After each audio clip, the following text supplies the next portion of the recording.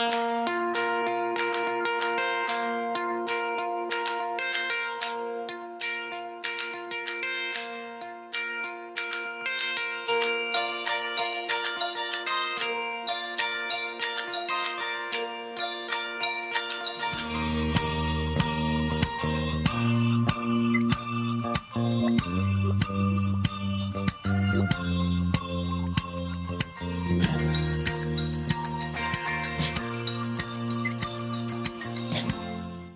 my God, I wonder where Aaron is. It's so late. Where is he?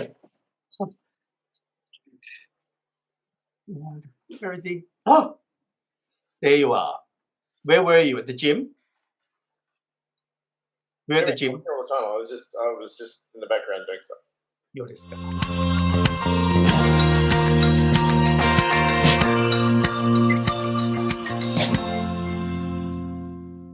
Oh. Hey, Ash, how are you?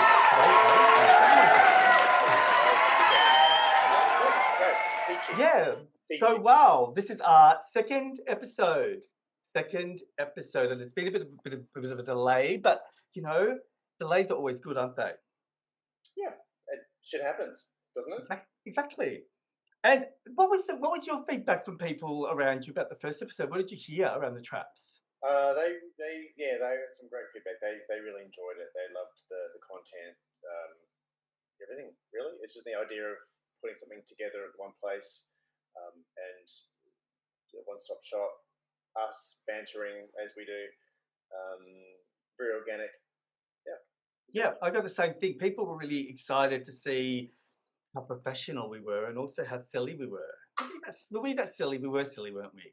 I have to admit, when I watch the editing back, and I'm going, God, it's so funny when you edit it. When you remember we were talking about something about a hole or something, and I said you are the A in something. I don't remember what it was, but the way it was edited. I don't know what it was, but it was really. I laugh every time I see it. I should be laughing at my own editing, but I do. So on today's show, we've got some new people coming on. I'm very excited. We're going to be speaking to Joe Clarke, who is going to be introducing the Healthy You segment. We're going to be also speaking to Markus van Driel, who is a friend of mine, who'll be our new SMB life coach, and he's going to be talking about some self-beliefs. We're also going to be speaking to Stephen Spencer from Sydney, who is going to be our new sex health person, and he's going to be speaking to us about sexual permission and how we need to learn to let go of some of our insecurities. Plus, our regular Lawrence Akers is back with Celebration of Life, and he'll be talking to us about how you can challenge thoughts. Now, as well, Aaron and I are going to be doing a segment. I'll be doing a segment on reflecting on grief, a little bit about what's been happening in my life, and I think you're going to be talking about your camping trip. It's a little outback adventure, a little bit of earthing, a little bit of getting away from Melbourne, a little bit of it's actually my first one. That's complete lie. But I had to go during COVID to the Gold Coast to help somebody move house because I'm not in a mentally good way. That's the only time I was out of Melbourne COVID. But that was purely for a person that had mental health issues, obviously. Not obviously, but he needed some help. But this was the first time I was actually able to get out of Melbourne for the first time since the whole lockdown days. What it was, yeah, it was. Yeah, it was really nice. It was just nice to get back, and sounds really corny, but back into nature and earthing ourselves. And as I said to Mike and Julian, it was connect but disconnect at the same time. Yes. Yes, and we're very lucky. I've been given footage from Michael, who used to be our meditation coach, and there is apparently a clip of. What? So I think so. He wants you to think. Okay, we'll be back soon. Bye. Hi, welcome back to the back room. This is Joey. Who are you? Aaron. And of course, we all know who Aaron is now. And our first segment is going to be my segment that I've just launched called the Reflecting Grief. And the reason why I did this, Aaron, is because when I was seeing my mother in palliative care, one of the requests that she gave me was to document my grief so I could share it, which I found really quite astounding that she would be saying that to me a few days before she passed away. So I started doing what she said, and I started videotaping, in the car or at certain places, and hopefully it'll help people to understand how different grief is for different people, and just allowing me to share my experience. That's a. I'm sorry, I'm not sorry, but your mother just saying, I think maybe you should do this. How was that for you? How was that she suggested that to you to do? Well, it was done in a comical sense because at the time I was, we had allocated time because of COVID, so I was going to see my mum, and I was expecting 20 minutes, 30 minutes of fun time. But instead, I walked into my mother being pissed off because she didn't get ice cream in her lunch. So she was angry. So I walked in. I said, "What's wrong?" She goes, "Where's my ice cream?" I'm going, "Oh my God." So we had to get the ice cream, right? Because she was given corned beef and she didn't want corned beef. She wanted ice cream. And so that took like 20 minutes. And I'm thinking, I've got 5 minutes left. And I rolled my eyes and my mum said, "Ah, are you pissed off, are you? I'm dying."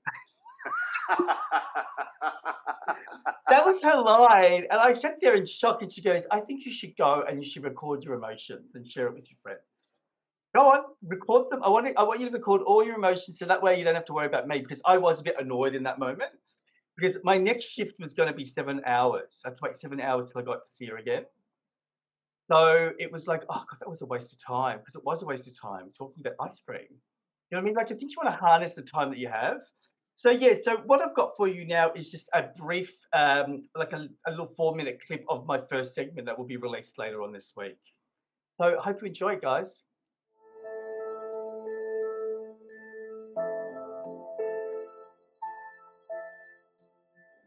Hey everyone, this is Joey from Secret Men's Business, and I thought I would start documenting an event in my life that is quite significant, that I guess doesn't really get a lot of airplay or a lot of focus, and that's grief.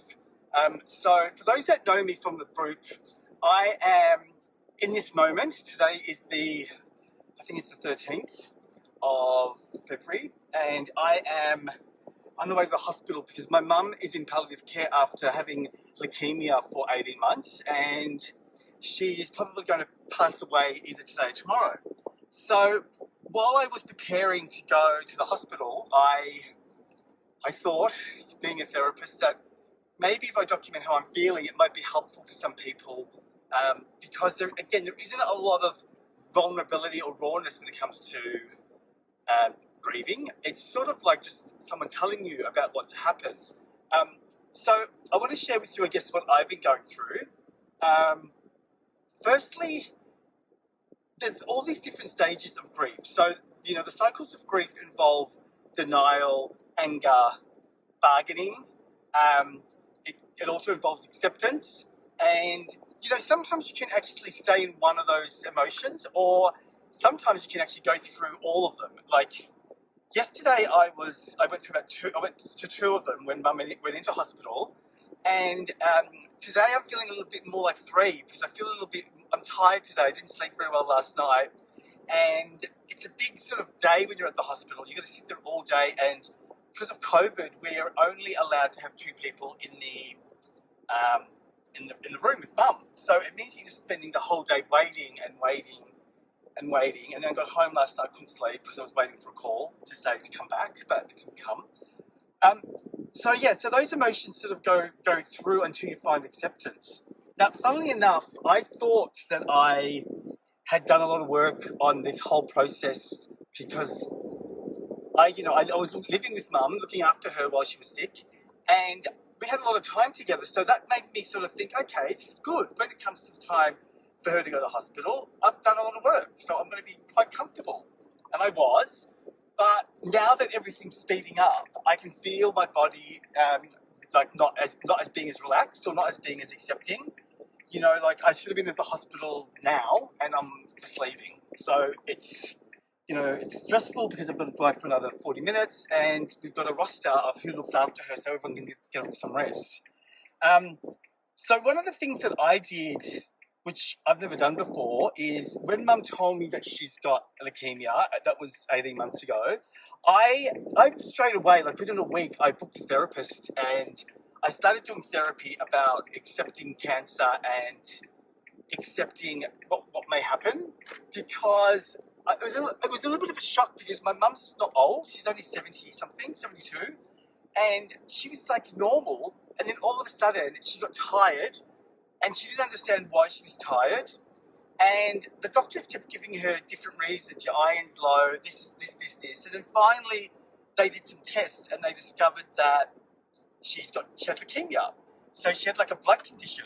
And so it's just been this long-winded journey for her in regards to treatment, in regards to, finding the right doctors and all that. And so for me, seeing a therapist was really important, because I didn't want to have to deal with all of that stuff at the end. And funnily enough, my brother and sisters and my dad, they've done no sort of reflection, and they're all dealing with it today. Like, they're all dealing with it now. And they're dealing with it, quite differently to, say, each other. Like, so my sister's very controlling. So the way that she copes is she needs to organise everything, the roster, the times that people go in, and what we have to buy and bring and all that. So she's very organised, and that helps her to be distracted. While my younger brother, he deals with it with anger. So when we were at the hospital yesterday and the COVID rules came out, and it was only 2 people at a time, he just kept yelling at the nurse and screaming. And it was really uncomfortable, but that's how he did it. And then my other brother, he does it by running away, which is bizarre. Like, he arrived at the hospital, walked into Mum's room, she said hello, and then he left and ran away and didn't come back. So he's obviously not ready to see Mum looking like that. So, yeah, it's interesting how the four of us are dealing with it differently. And then my dad, I think, is in shock. So he sort of like is thinking that she's going to get better. And even though she's in palliative care now, he's still not getting it. So again, it's really interesting. And that's why I thought I'd talk about it, because we don't talk about it that much.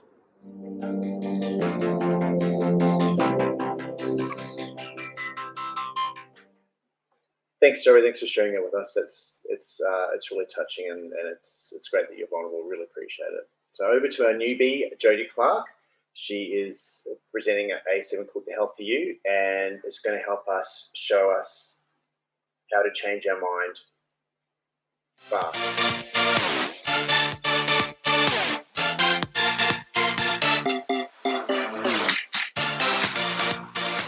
Thank you so much, Aaron and Joe. And what a beautiful thing that you do here for all the fellas in Secret Men's Business. How about we give this video a big like to show our appreciation to Joe and Aaron for giving all their time. Welcome to Secret Men's Business Backroom, the Healthy You segment. And in this session, I'm going to teach you just how powerful your mind is and how quickly you can make it shift. Hi, my name is Jody. I'm a clinical hypnotherapist, weight loss specialist, and health coach. And my business is Awaken. We create resources to make weight loss fun and easy so you can feel happy, healthy, and energized. If that sounds like something you're interested in, I'm sure there'll be a link somewhere below this video or in the description where you can connect with me if you would like. In these segments, I'm going to help you shift your mindset around health and weight loss. So how would you like to try something fun? Comment below if you like your segments to be fun and interactive, because that's what I'm all about. So I want you to do something for me. I want you to stand up and I want you to put one arm out right in front of you. And I want you to keep your hips centered, your feet hip width apart, and one arm forward, right? So let's go with your right arm forward. Now what I want you to do is I want you to turn. Right, I want you to turn your body around until you can turn no further. Now, if you've got any injuries, mind your own body and be your own best judge. But just turn your body and turn your arm, turn it around until you can go no further. And note the point for where your hand is pointing, okay? So go ahead and do that. Put your arm out at the front, turn around, turn your arm and point it in the direction until as far as you can go. Now my point is probably where Batman is there. That's my point. So you note what your point is. Now, I want you to do something else for me. I want you to bring yourself back and bring yourself centered. I want you to close your eyes now, and I want you to take a nice deep breath in. Nice deep breath in, and just release that breath slowly, and we're just going to let go of the day, and we're going to let go of the moment right now. Now, with your eyes closed, nice and relaxed, I want you to put your arm out in front of you again, your right arm out in front, pointing it straight ahead. Now, this time, I want you to imagine that you have a twisty body, that your body is made of rubber, and that your body can twist right around. Now, with your eyes closed, nice and relaxed, I want you to move that arm around to as far as you can go. Now, I want you to imagine that your body is really twisty, that it can twist around 1 time, it can twist around 2 times, maybe it can twist around 3 times. I want you to imagine now that you're twisting right around, your body's twisting right around, you have a very stretchy body, and I want you to imagine your body's twisting right around like it does in the cartoons. That's right. Imagine your body being very, very twisty, very, very nimble, and you can twist it around further and further and further. Just imagine moving your arm around now, moving your arm around with your eyes closed, moving your arm around and turning back as far as you can go. Now, imagine twisting, that your body's twisting even further, even further. And now I want you to open your eyes, and I want you to note where you can now reach. It's a big difference, isn't it? Now, before, when you moved your body, it seemed like that's as far as it could go, right? But now, with the power of your own minds, you actually moved a little bit further. So what else could you move a little bit further in your life where you feel like you can only go so far? All I did was suggest that your body is a twisty body, that you can move a little bit further, that your body can twist around. I only made that suggestion. There was no deep hypnosis. There was no deep trance. It was just a suggestion that maybe you could do something differently. That's how fast your mind can change if you want it to. That's how fast you can make a shift in your life if you really want it to be different. Imagine the possibilities now if you know that you can change your mind like that. Imagine the possibilities. Imagine the difference in your weight, in your health, in your happiness, and in your life. How quickly that you can make a change today. And I'll see you next time. Back to you, Joe and Aaron.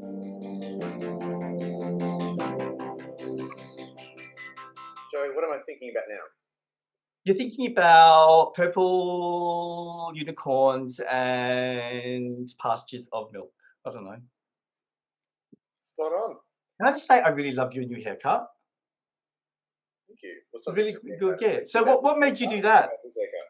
What thoughts did you, how did you process that to get that done? Like, you were quite hairy for a while, and then you decided not to be, you removed it. So what was the thought process around that, and how quickly did you get that done?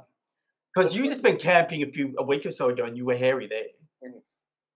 So the thought process behind that was that I just did a photo shoot just recently, actually days ago, with the amazing Paul Freeman, and he wanted me to have different looks. So basically we had the bare hair look, and then I just said, okay, we'll do whatever you want. So we just mixed it up and gave me the mutton chops, the whole thing.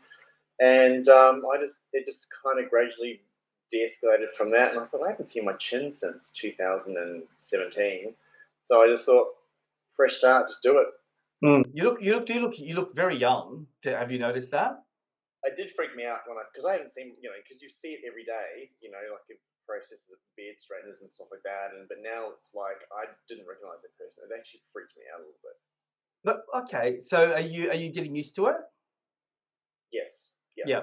I mean, it's interesting, isn't it, how our thoughts can impact how we feel. Like if you tell yourself that look is not good, that your whole body will feel that, right? So do you think that are you the type of person that is going to be able to tell yourself that looks good, or are you waiting for other people to tell you? Both. Both really. I think it's just being comfortable in your own skin. And I have been for the last couple of years. I've really felt comfortable with that in my own head, my thoughts. What we think in our head compared to what other people see are completely different. Way you see me and the way my thoughts are of myself are completely different. Yeah. But now my thoughts are, and now finally I'm now comfortable in my own skin. God, it's taken me half a century there, but I'm there. It's good. Yeah. So I mean, thoughts are a big dictator in regards to how we see each other and being able to monitor that. So thanks, Jody, for that. Thank you, Jody. We'll be back after this break. Hey guys, welcome back. I'm really excited about this next segment. I've been looking for a life coach for SMB for a very long time, and now we've got one. Markus van Driel is a resident of Sydney. He's a life coach and does a lot of relationship work with men and with gay men. So he does relationships in general. So on today's show, he's going to be introducing himself and telling us all about thoughts, what we were talking about before. I think that's our theme of today's show, thoughts. Over to you, Markus.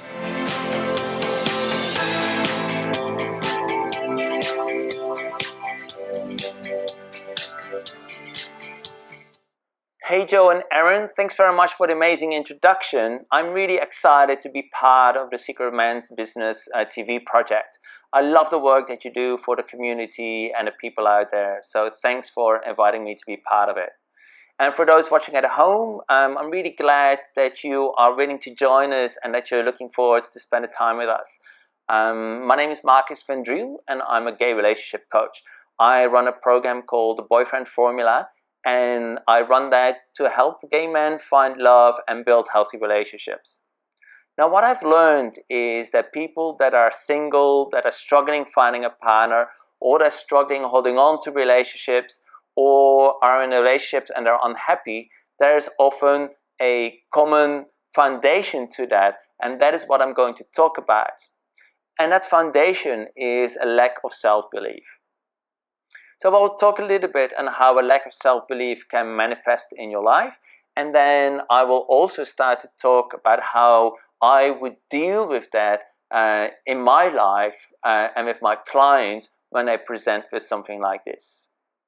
Now, lack of self-belief can have a massive impact on so many areas of your life. Basically, it will reflect itself in a way that means that you can't be yourself the way you want to be. It is because you don't see your own potential, you don't trust your own abilities. So you can really start to see this reflect in a lot of different areas. Like I said, relationships is a really big part of that. You can see it reflecting in your career. You can see it being reflected in your finances, in your social life.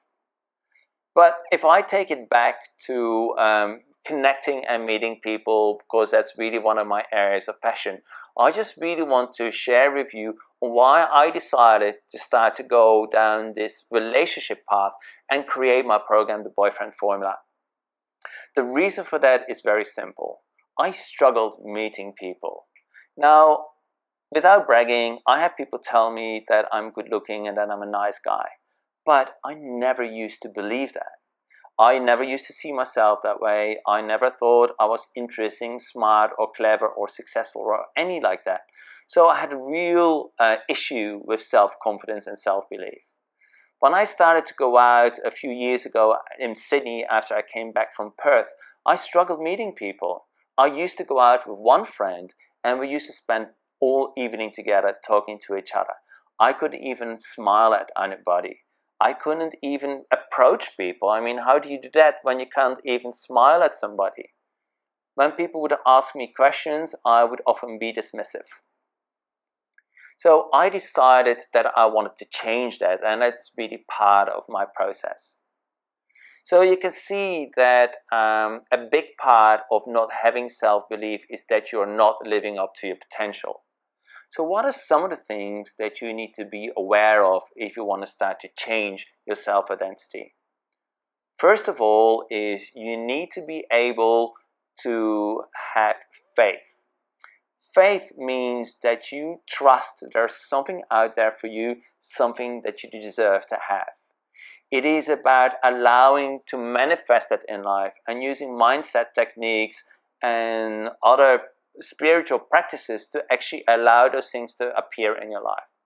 It is about having purpose. It is about knowing something, what it is that you want to do, having a direction and focus in your life. Once you want to deal with self-identity, you need to be aware of the things that are happening in your life. Like, I love being aware of my body. We have stress headaches. We get butterflies in the stomach when we are in love. So we know from the language that we use that emotions can have an impact on our body. So I think it is really important to start to look out for those and for you to be aware of those. So there's a lot of things you can do. Now, as a coach, I have to say, I don't focus on mental health. So when people struggle with things and they come and see me, my approach is this. I will ask you, where do you want to go? What is your direction in life? What is your purpose? And what are some of the goals that you have along the way to actually get there? So that is really important for me and for us to focus on those things. So once you have a purpose, we can start to put small steps in place, and we start to teach you the techniques and the mindset skills to actually get you to where it is that you want to go. And that is how I've overcome not being able to talk to people. Because now I'm far more easygoing when I meet people. It's easier for me to network. And the fact that I'm talking to you here on video is a huge, massive change in my mindset and my levels of confidence. So I hope this is helping you when I talk about this. I know it is very high level, but I have 5 minutes or so. So it is not a lot of time to really go into depth into your own personal challenges and your own problems. However, the principles that I talk about can basically be applied to anything and any challenge that you have.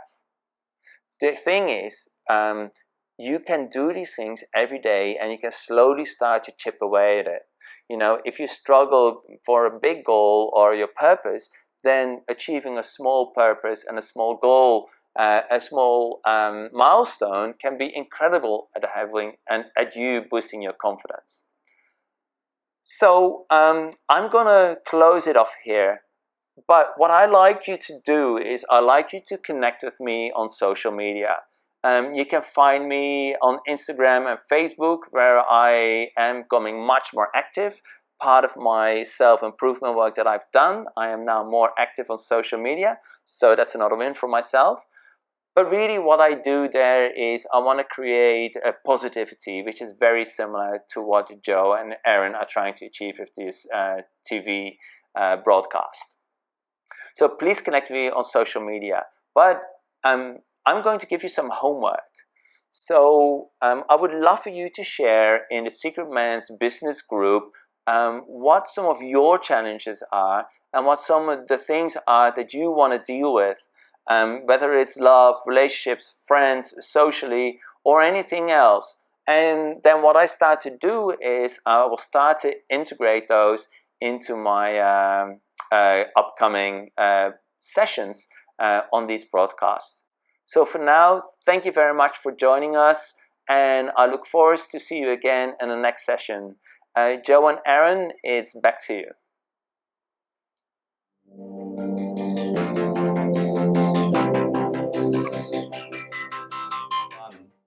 Wow, man, I'm seeing everything in 3D. What are you seeing? Everything in color. Hey, have you ever seen a life coach? No, I haven't, but I've just started, the last 6 months, just doing dabbling in it myself with the TCI group. Just for personal growth, really. Do you think people are getting more comfortable with seeing someone to help them make choices in their life? I mean, I think it's 2021. We shouldn't be nervous about going to see someone and asking them to help us. So what do you think about that? I think it's a fantastic idea. We're not given all the tools growing up as kids or even adults. So why not go to somebody that has more tools for your belt to help you to integrate? The only thing that I worry about is that sometimes these life coaches charge a large amount of money, and so And I know that some of those people deserve that money, but what I would suggest to our listeners is really before you hire someone, just make sure that you do some background checks on them. Are they, for example, living their life like they're telling you to live? Are they qualified? Because I was hearing about someone who was teaching hypnotherapy, for example, and he's never hypnotized a client. You know what I mean? Like that sort of stuff's happening because it's not regulated. So I think that people should. I really believe word of mouth is the best way, don't you? Agreed. If you know somebody that's doing great work, that they've been given tools and they've been held accountable, responsible, and they're making changes in their life, then definitely. Yeah, agree.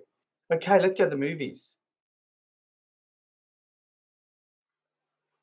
Okay, guys, I'd like to introduce one of our regulars, Lawrence Akers, and it's about the celebration of life. And there's a bit of a theme with this particular episode. It's our thoughts and how we challenge them.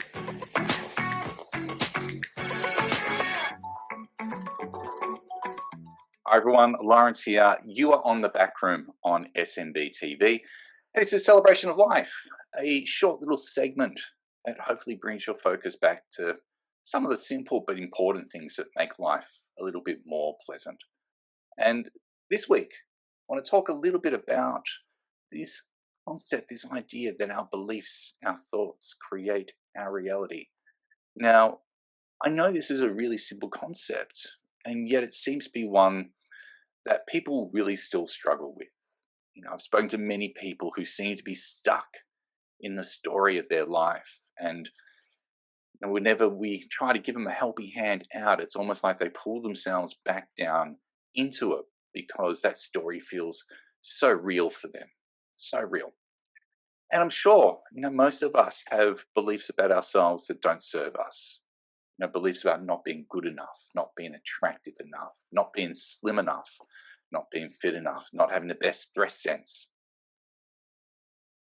We certainly all have those beliefs. No one, I think, is really void of them. So the big question is, if we recognize that they're there, what can we do to work with them? Look, one of the first key things you need to do is to become an observer of your thoughts. I know it sounds like an interesting concept, but it's about being able to stand back and to hear what it is that's coming out of your mouth and to be able to recognize when a belief presents itself. This could be a challenge, of course, because when we're talking about our reality, our subjective reality, those beliefs form it. They're the construction of it. They're the material and the fabric of it. And so quite often it's very hard to spot them unless we begin to step back and observe them. And when you do that, quite often you'll hear a belief fall out of your mouth and you'll be able to go, oh, hang on a second, what was that? So if you start to hear beliefs about not being good enough, that kind of limiting belief that you have, that's what you're looking out for. Once you hear them, then it's time to be able to ask yourself, do I actually really believe this? I was working with someone recently who said that they couldn't trust anybody. And my immediate question to them was, is that actually true? And when we drilled down into it, we were able to identify people that person could actually trust. So we were able to dispel that belief, no matter how real it felt for that person at that time. Once you begin to question that belief, once you begin to break it down, you can start to ask yourself, well, what's going to be a more beneficial belief? What's going to be a belief that's going to serve me better? Because when we have beliefs that come up with, I'm not good enough, you have to ask yourself, is that belief helpful for you? Is it actually providing you anything other than keeping you small so that you don't put yourself out there and fear having that belief confirmed? When you start to build more beneficial beliefs, you can start to ask yourself, well, what's going to work? It might be something along the lines of, I know I can trust people when there is a genuine connection. Or something along those lines. You're going to know you best and you're going to know what's going to work. Really, at the end of the day, without being too crude, what you need to do is to learn how to tell yourself to shut up and to get out of your own way and to allow you to do the work you're going to do, allow you to do the person you're going to be. Once we learn to be able to tell ourselves to get out of our own way, to shut up, then you can start to think about what kind of thoughts are going to be beneficial instead. What kind of person do you want to be? What do you want to make a stand for in this world? What's going to be meaningful for you? Once you've done that, hey, the world is your oyster. Or at least you're not going to be able to get so upset about some of those old beliefs that in the past may have held you back. I hope you found this helpful. In the meantime, it's back to you, Joey and Aaron.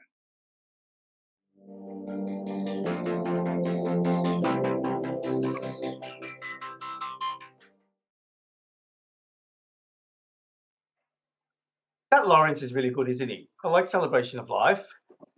Because, Celebration of Life is just basically teaching us how to see the simple things in life. So, what are your simple things? Like, what do you think that you really enjoy that's simple?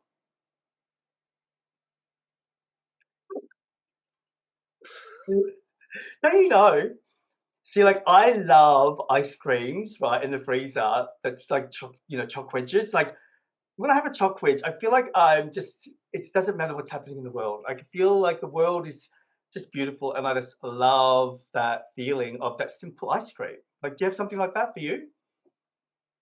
God, I can't think of anything. It's probably, Right. you know what, after this segment, I'll think of something going, oh, good, I thought of that. I can't think of anything.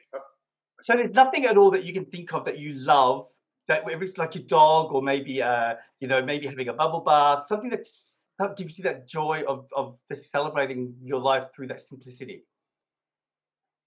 Maybe it needs to be an X-rated show that you can tell us. Maybe the what? X-rated. Oh, no, yeah, no. Oh, no. See, Maybe. this is another thing I love. Look at the audience. I love movies. I could really get into movies, but ever since Netflix and ever since COVID, I have to admit I haven't been going a lot. So I'm getting a little bit bored of watching it at home. Like, I look forward to going back to the theater, going back to the cinema. Like, it's like a bit of an outing. It's an event. For me, it was like, why would you spend money on Gold Class? It's like, well, you got a home theater. Why wouldn't you just use that and do that? I think it's for the like you said, the outing. I've only done Gold Class twice. It was amazing. I went through a couple of movies, but Twice.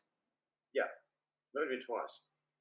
See, so, oh my God, you're gonna think I'm crazy then, because I used to go before COVID. I used to go every Friday at 10 o'clock. So I went every Friday. What's wrong with that?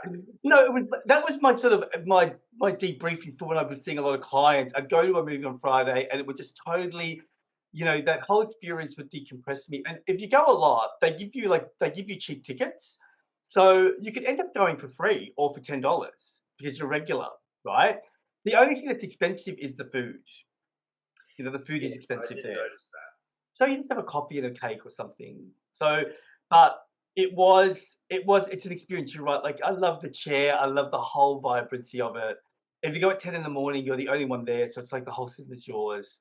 So you can just let your mind, if it's a bad movie, that's the only bad thing. If it's a bad movie, it's terrible.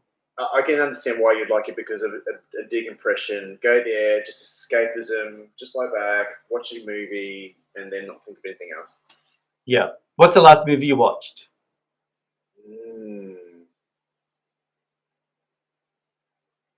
Oh God! See, I can't even. What did I do 5 minutes ago? Oh no, Wonder Woman. Also Wonder Woman 2, right? Wonder Woman 2, 1984. Yeah. Wow. I haven't seen a movie for a while. I've been watching documentaries. The last documentary I watched was the Billie Eilish. I think that's how you say it. Her name is it Billie Eilish? That singer? Billie Eilish. Yeah, Billie Eilish. It's a documentary on Apple TV. That was the last thing I watched. I haven't got Apple TV. I only got Stan and Netflix. Apple TV. Hey guys, I'm really looking forward to this next segment. We've got Steve Spencer from Sydney talking to us about men's sexual health. Now, Steve comes carrying a lot of experience, so that's one thing that we're going to really love. And today he's going to be talking to us about permission. When you think about permission in sex or sexuality, we don't really think that we need it, but in reality, a lot of times we do. Just getting permission to be ourselves. So I hope you enjoy his segment, and we'll be back to talk about it after it.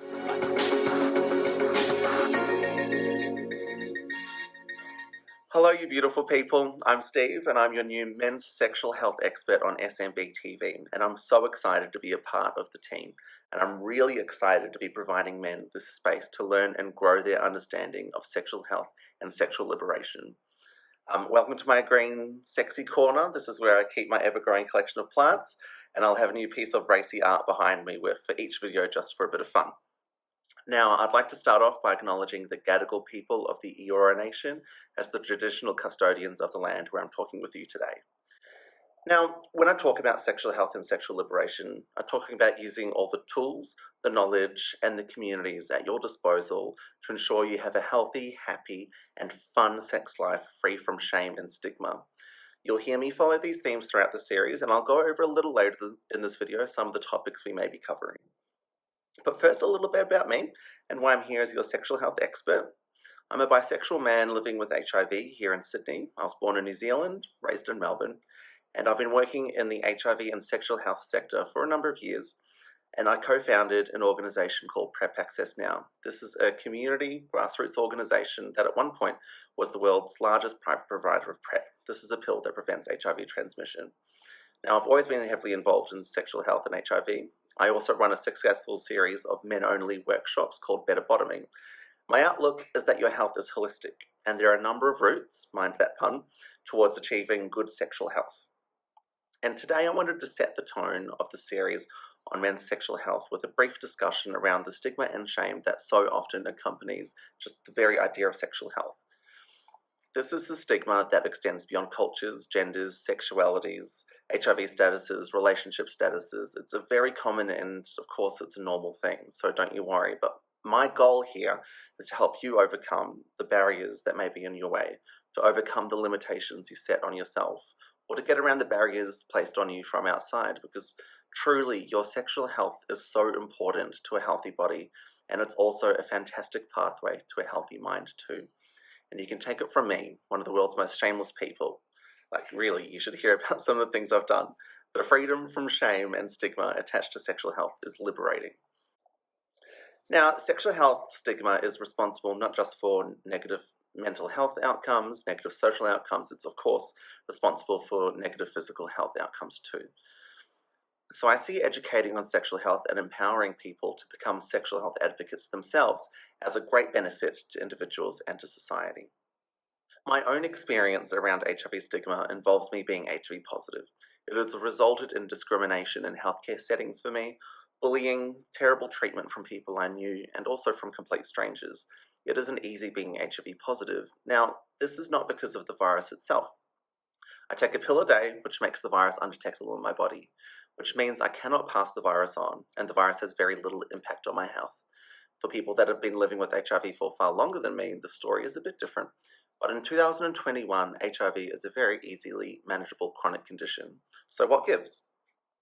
The single thing that causes me and other people living with HIV the most damage and the most pain is the stigma we face as HIV positive people. This is deeply rooted in the stigma that surrounds sexual health. And there is, of course, a lot of internalized stigma when it comes to these issues, I would know. As soon as I liberated myself from the fear I experienced by learning about the facts, by living authentically, disclosing my HIV status publicly, and by finding a wonderful and accepting community of other people living with HIV, I learned firsthand just how powerful and how absolutely essential destigmatizing sexual health is, and how it is down to individuals to make positive and healthy decisions that make huge social change. My experience with HIV is my own experience, and I'd like to thank you all for taking this time to learn a bit more about this type of stigma. But before we finish, I would like you to think about circumstances where you have found yourself questioning, judging, or stigmatizing yourself or others, and what actions you can take to become the best sexual health advocate you can be for yourself and for your community.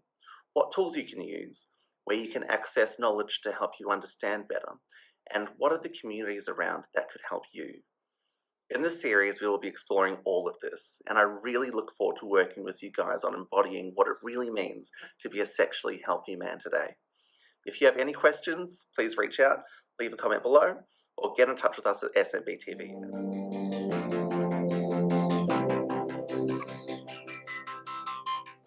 Wow. Thanks, Steve, for being so vulnerable and sharing your story. That's I can't even imagine what that would have been like for you. So thank you. Can you imagine, like, it's good having someone who's going to help the guys out there, not just talk about sexual health, but to be vulnerable and not to be uncomfortable or afraid of what's happening in their life, either their sexuality, their status, either their marital situation, or if they've got any mental health problems. I think that segment really showed us that we have to be who we are without fear. Being in the moment and sharing and being, like you say, being vulnerable, and being vulnerable with others actually invites other people to be vulnerable as well. Yeah. And it's interesting because we try to encourage men and other people to be vulnerable, but still when you listen to the media, there's still a lot of people that get they get shamed or get told off for things. Like I'm talking about simple things like, say, reality TV shows, or someone who's done something silly, right? A silly action that's on the news. There's still a part of our personalities out there that want to tell them off. So I just find that interesting. Then when I see that, I think, wow, that's really brave, because he may get comments, but people may watch that and then comment, but he's stronger than that. How do you think someone gets strong like that? Is it just acceptance? Acceptance, living your truth. Yeah, and going through it all, right? I guess going through it all at the time. I think you're to the point where it's well, I have got nothing to be ashamed of, and there's people that are projecting their own shame onto them or others, and that's where the issue is. Yeah. All right, guys, we'll be back after this break. Hey guys, my name is Aaron. This is a little getaway that we put together over the last about a week ago. Went to Barmer State Park, just to earth myself a little bit, and I hope you like the trip. About 3 hours. And we got there about just before midday. Hot as balls, but we put the camp together. Michael was amazing with everything you could possibly think of. He was a taskmaster in a good way, because he knew exactly what, where, what, how, and what. We were just like, what do we do about this? Okay, so we just did it. So everything was up, ready to go in 2 hours. So we had a look around. We ended up going for a walk. We took our little pool noodles with us, and just cooked up some dinner and laid down underneath the stars at night and looked at all the shooting stars, and it was just a really nice experience. And it was so 2020 for me was great. Not for many people, but it was for me. However, I felt that I needed to do a little getaway for myself. I needed to do my own thing. I mean, obviously with other people, but as I said earlier, it was nice. It was a connect and disconnect at the same time. That's how it was. And it was both. Just a nice getaway, no phone signal, just being around friends, earthing it up, being around nature. It was great. How good was that? How fast did it go? My God, that was good. I had a really good time this time, did you? Yeah, I loved it. I loved the whole running theme of, thought processes and what we can do and how we can change things with our thoughts. Yeah. Isn't it funny how it's just something as simple as thoughts, and yet we still fight them? And we still, it's the biggest thing, but we still fight thoughts. It's our mind. Our mind is our tool. It's not who we are. I mean, this is who we are, but our mind is the tool. We just got to know how to use it properly, correctly, and not overuse it. What was your favourite segment to that this week? I think it was the sexual permission. I really found that hit home for me. Me too. I really like that too, because I think it's introducing vulnerability. And so we'll be doing more of these segments moving forward. So you'll see all the people that have spoken today, maybe in a month's time. But remember, episode 3, we'll be bringing back some of the old people from episode 1 and maybe some new people as well. So I'm Joey. I'm Aaron. And it's been a pleasure having you in the back room. See you next time. Bye. Bye. Bye.